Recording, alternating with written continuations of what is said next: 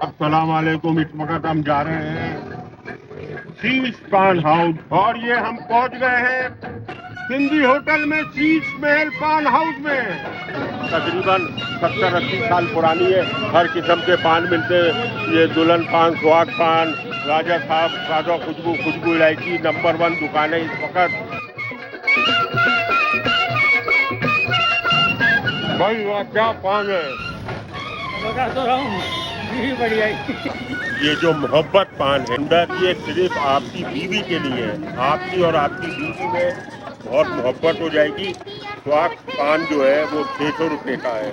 वो आप अपनी पहली रात को अपनी दुल्हन को देंगे।